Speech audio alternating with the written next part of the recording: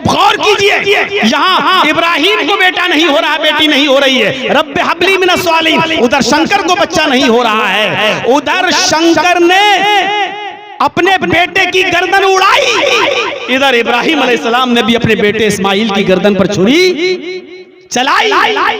मुआज़ना देखिए आप, इधर इब्राहिम अलैहिस्सलाम ने अपने बेटे इस्माइल की गर्दन पे छुरी चलाई, वहां गर्दन कट गई, यहां गर्दन नहीं कटी। उधर शंकर ने गणेश की जिंदगी को बचाने के लिए हाथी का सूंड काटा और लगाया, इधर अल्लाह ने इस्माइल की जगह पर जन्नत से दुम्बा उतारा, इधर दुम्बा कट रहा है, इधर दुम्बा ज़िबा हो रहा है, उधर हाथी की गर्दन काटी जा रही है, इधर इब्राहिम है, उधर शंकर है, इधर पार्वती है, उधर हाजरा है। मेरे भाई जो जरा गौर कीजिए आप, इधर शंकर जी गर्दन पे छुरी काट रहे हैं, इधर इब्राहिम छुरी चला रहे हैं, उधर हाथी कट रहा है, इधर दुम्बा कट रहा है। ये मुआज़ना है, पढ़िए आप किताबों को।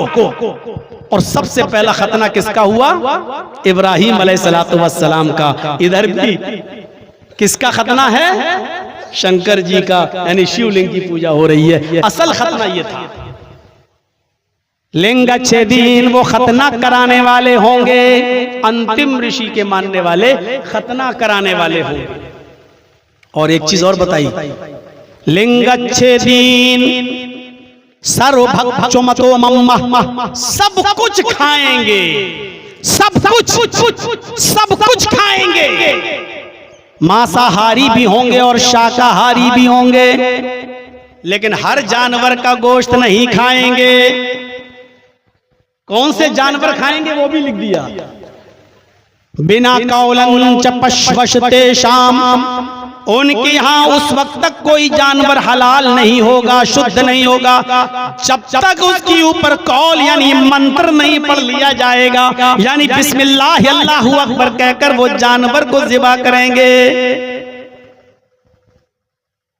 किसी ने हमसे पूछा था, मौलाना साहब क्या जानवर पर बिस्मिल्लाह अल्लाहु अकबर पढ़ने से हलाल हो जाता है? मैं समझ नहीं पाया।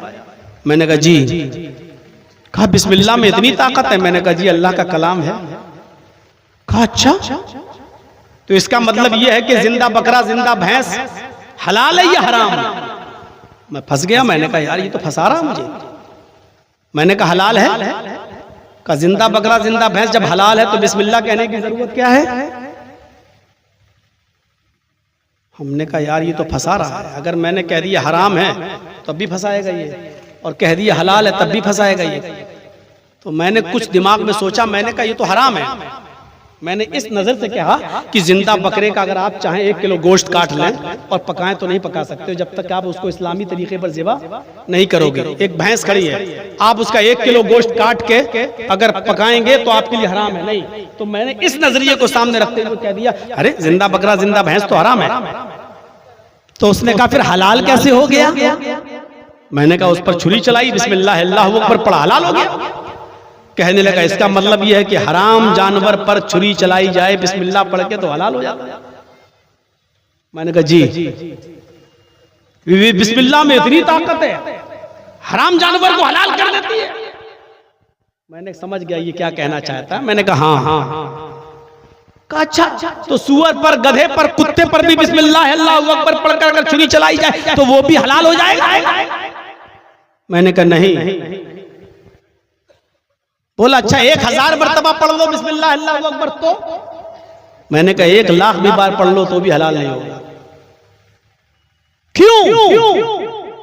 बिस्मिल्लाह अल्लाहु अकबर से जब हराम जानवर हलाल हो जाता है तो गधा कुत्ता सुअर क्यों नहीं होता? इसको भी कर लो। उसकी बीवी पास में बैठी हुई थी। मैंने कहा ये आपकी बीवी है कि कोई और, भगा के तो नहीं लाए? कहता चुप, शादी किया हूं मैंने, फेरे लगे हैं। मैंने कहा ये किसी की माँ बहन बेटी कुछ तो होगी। कहा मेरी बीवी है, किसी की बेटी भी है। मैंने कहा मंत्र पढ़े गए होंगे, ओम भूर्भुवः स्वाहा कुरकुर स्वाहा मंगलम स्वाहा, सब पढ़ा गया होगा। कहने लगा हाँ। 7 फेरे लगे होंगे। कहा?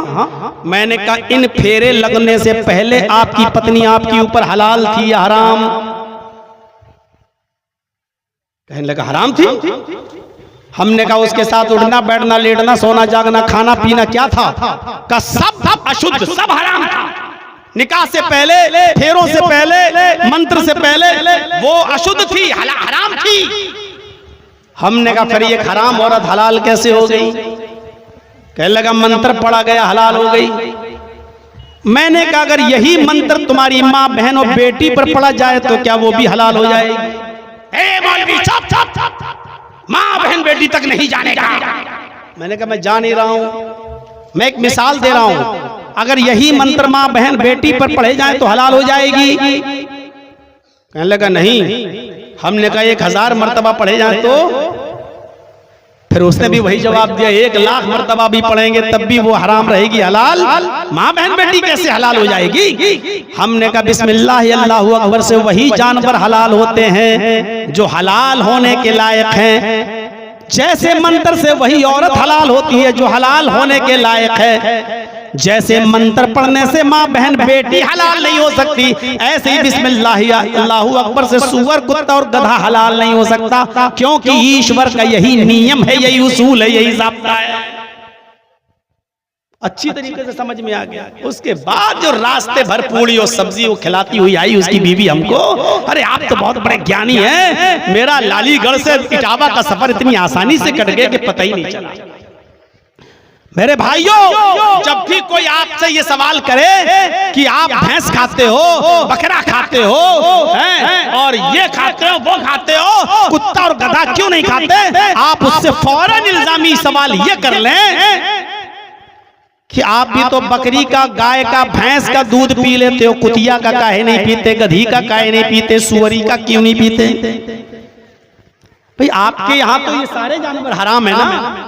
हमारे यहाँ जो जानवर हलाल है उसका दूध भी हलाल है, उसका गोश्त भी हलाल है। जो जानवर हराम है उसका गोश्त भी हराम है, उसका दूध भी हराम है। तुम्हारे यहाँ तो सारे जानवर हराम है, तो दूध क्यों हलाल हो गया?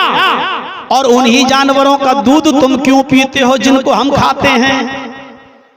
मुसलमान बकरी खाता तुम उसका दूध पीते हो, मुसलमान भैंस खाता तुम उसका दूध पीते हो। गाय का नाम हम किसी मसलहत से नहीं ले रहे हैं, क्योंकि सिर्फ बिहार और बंगाल तक हम सीमित नहीं हैं, और ये चैनल वाले अपने हरामी पने से बाज आएंगे नहीं। ये अपना सुअरपना दिखाकर ही मानेंगे, क्योंकि इनके चैनल को व्यूज चाहिए। इसलिए मैं मसलहतन नाम नहीं ले रहा हूं। हम उसका दूध गोश्त खाते हैं तो दूध भी पीते हैं। आप मुझे बताइए, जिन जानवरों का हम गोश्त खाते हैं और दूध पीते हैं, आप भी उन्हीं जानवरों का दूध क्यों पीते हो? मुसलमान कुत्ता नहीं खाता, आप कुतिया का दूध क्यों नहीं पीते? मुसलमान सुअर नहीं खाता, आप सुअरी का दूध क्यों नहीं पीते? मुसलमान गधा नहीं खाता, आप गधी का दूध क्यों नहीं पीते? कुछ तो छुपी चीजें हैं। ये सारे जानवर आपके यहां पर भी हलाल हैं, लेकिन मैं आपको मशवरा दूंगा मत खाइए, वरना इतना महंगा हो जाएगा कि गरीब मुसलमान खरीद ही नहीं पाएगा बेचारा।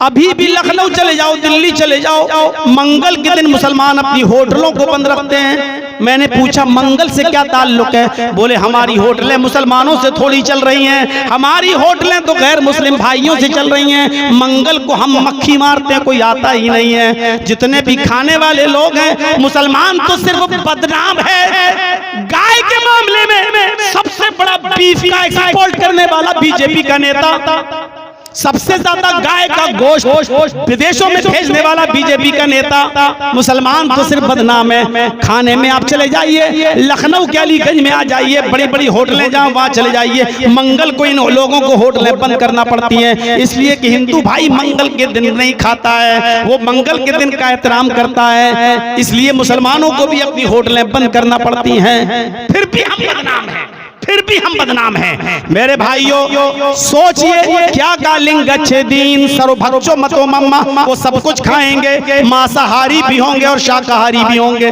लेकिन हर जानवर का गोश्त नहीं खाएंगे। वो वही जानवर खाएंगे जिस पर कौल यानी मंत्र पढ़ लिया गया होगा, बिस्मिल्लाह अल्लाहु अकबर पढ़ा जाएगा, वही जानवर खाएंगे। मुस्लिम नेओ संस्कारा, ये लोग कौन लोग?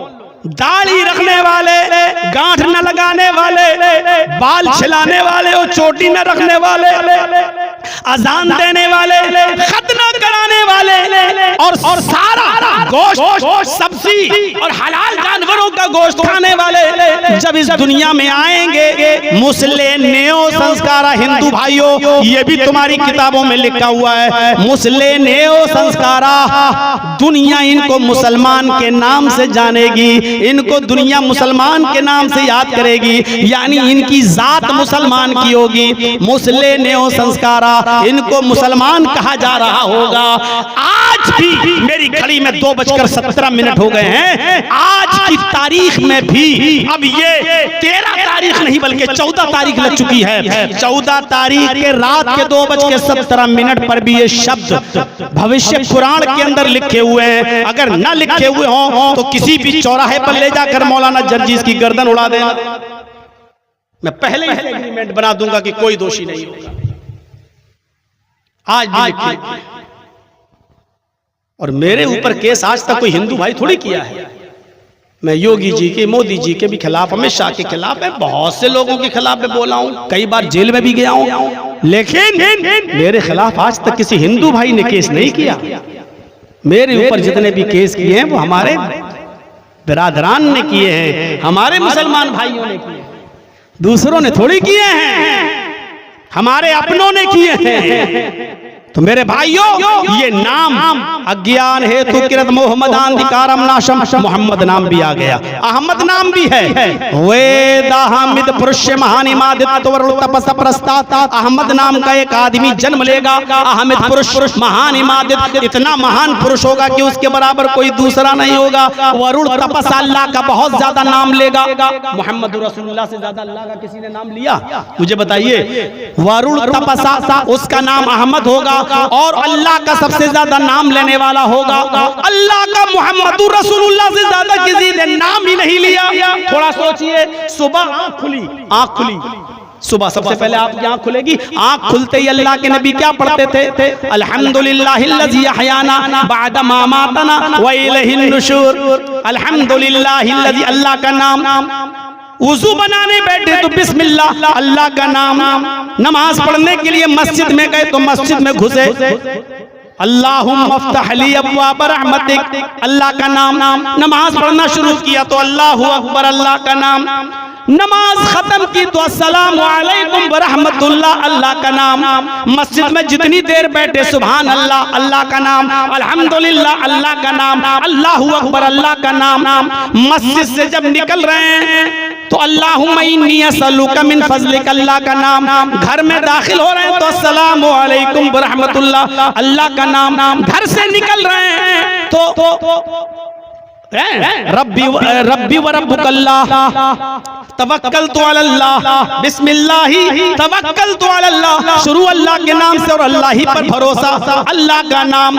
सलाम कर रहे हैं तो अस्सलामु अलैकुम व रहमतुल्लाह, अल्लाह का नाम। ऊपर चढ़ रहे हैं तो सुबहान अल्लाहु अकबर, अल्लाह का नाम। ऊपर नीचे उतर रहे हैं तो सुबहान अल्लाह, अल्लाह का नाम। कपड़ा पहन रहे हैं तो अल्लाह का नाम, सीख रहे हैं तो अल्हम्दुलिल्लाह, अल्लाह का नाम। खाना खाने बैठ रहे हैं तो बिस्मिल्लाह, अल्लाह का नाम। यहाँ तक कि लैट्रीन में और पेशाब करने के लिए जा रहे हैं तो उधर भी अल्लाहुम्मा इन्नी अऊज़ु बिका मिनल खुबुसि वल खबाइस, अल्लाह का नाम। यहाँ तक कि अपनी बीवी के पास आराम कर रहे हैं और बीवी से मुलाकात की जरूरत पेश आ रही है तो हम बिस्तरी के मौके पर भी अल्लाह का नाम। अल्लाहुम्मा जन्निबना शैतान व जन्निब शैतान मा रज़क़तना, अल्लाह का नाम। सोकर उठे थे तो अल्लाह का नाम, अब बिस्तर पे सोने जा रहे हैं तो अल्लाह का नाम। अल्लाहुम्मा बिस्मिका अमूतु व अहया, उठने से लेकर सोने तक पूरी 16 घंटे 18 घंटे की पूरी जिंदगी में 1 मिनट भी अल्लाह के नाम को भुलाया नहीं है, अल्लाह का नाम लिया। वरुण तपसा, अल्लाह का सबसे ज्यादा नाम लेने वाला होगा। प्रस्ताव, कृष्ण जी कह रहे हैं जब वो आ जाए तो उसी की कुटिया में चले जाना, उसी के धर्म में चले जाना। यानी आया जन्नत में जाने का, स्वर्ग में जाने का उसके अलावा कोई रास्ता नहीं है। श्री कृष्ण अर्जुन से कह रहे हैं, श्रीमद् भागवत गीता के 6 अध्याय के 10 25वें मंत्र में, योगी युज्जीत सततमात्मानं रहस्य स्थिता एकाकी अच्युतात्मा निराशीर परिग्रह। हाय अर्जुन, ईश्वर की पूजा करने के लिए खड़े हो जाओ तो पूरे शरीर का योग कर लो, यानी नमाज पढ़ने खड़े हो तो पूरे शरीर का योग कर लो। अल्लाहू अकबर, ये हाथों का योग, अल्लाहू अकबर। रुकू करके कमर को इतना सीधा कर लो कि रुकू में पानी का बर्तन तुम्हारी पीठ पर रखा जाए तो गिरने न पाए, पीठ इतनी सीधी कर लो। समी अल्लाहु लिमन हमीदा, खड़े हो जाओ, अल्लाहू अकबर कहकर सजदे में जाओ, दोनों पैर मिला लो, पैरों की उंगलियों को मोड़कर किबले की तरफ कर लो। यहां से जो रगें खींचेंगी वो तुम्हारी दिमाग की नसों तक जाएंगी, और जब तुम सजदे में जाओगे तो आपका ब्लड सर्कुलेशन आपकी दिमाग की नसों तक पहुंच जाएगा। और जो आदमी 5 वक्त नमाज पढ़ता हो, सजदा करता हो, उस आदमी को कभी ब्रेन हेमरेज की बीमारी नहीं हो सकती है। डॉक्टर मोरिस बुकाय, अमेरिका का न्यूरो का सबसे बड़ा डॉक्टर, लिखता है कि 5 वक्त का नमाज पढ़ने वाला मुसलमान जो सजदा करता हो और वैसा सजदा करता हो जैसे मोहम्मद रसूलुल्लाह ने बताया, इस आदमी को कभी ब्रेन हेमरेज नहीं हो सकता, क्योंकि वो सजदे में जाता है तो उसका खून उसकी दिमाग की एक एक नस तक पहुंच जाता है, एक एक रक्त तक पहुंच जाता है। क्या कहा गया? हाय अर्जुन, ये इबादत, ये नमाज दिन भर में 5 मर्तबा पढ़ना, पंचम समय कर्तव्य, 5 मर्तबा पढ़ना। अहम स्वयं कर्तव्य, मैं खुद 5 मर्तबा पढ़ता हूँ। मिर्गा चरम, अगर जमीन पाक न हो, उस पर नमाज पढ़ने की ताकत न हो, जमीन ना पाक हो, मिर्गा चरम, मिर्ग मानी हिरन और चरम मानी चमड़ा, तो हिरन के चमड़े को जाए नमाज बना लेना, हिरन के चमड़े को बिछा लेना और हिरन के चमड़े पर नमाज पढ़ लेना। ये कृष्ण जी अर्जुन से कह रहे हैं। कृष्ण जी भी 5 वक्त की नमाज पढ़ा करते थे। ये है हिंदू धर्म के अंदर भी इस्लाम की चमक।